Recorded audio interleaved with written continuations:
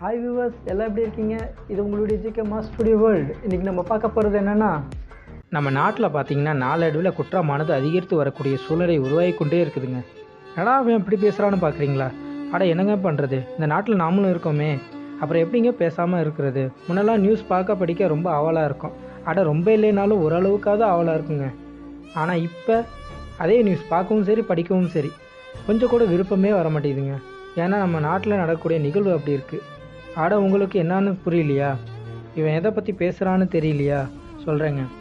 School, college, working place, public பிளேஸ்னு மாறி மாறி நடக்கிற வன்கொடுமை தாங்க சொல்கிறேன். போட என்னமோ இன்றைக்கி நேற்று நடக்கிற மாதிரி பேசுகிற, அது காலகாலமாக நடக்குது, என்னமோ புதுசாக சொல்ல வந்துட்டான் அப்படிங்கிறீங்களா?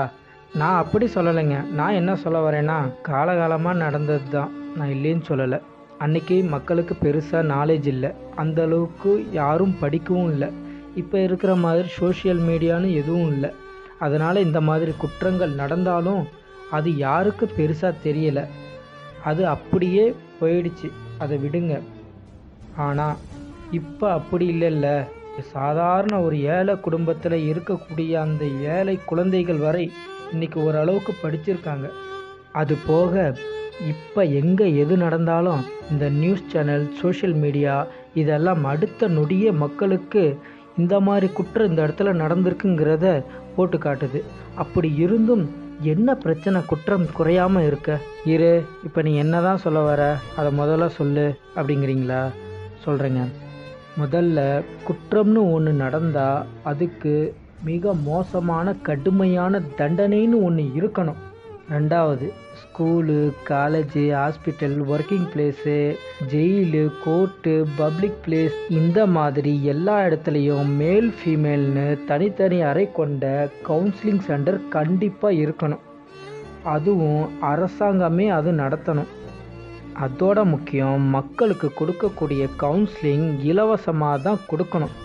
அப்படின்னா தான் அது மக்களுக்கு உடனடியாக போய் சேரும்.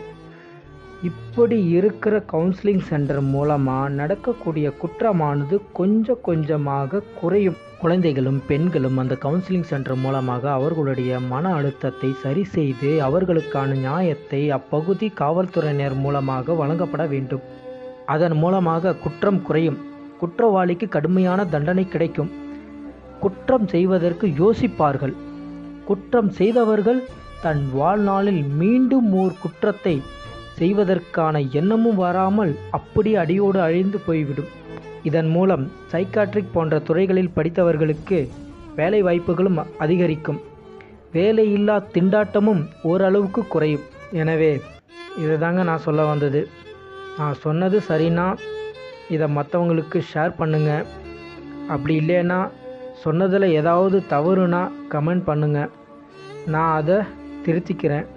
எனவே நன்றி என் அன்பிற்கினிய மக்களே, மிக்க நன்றி.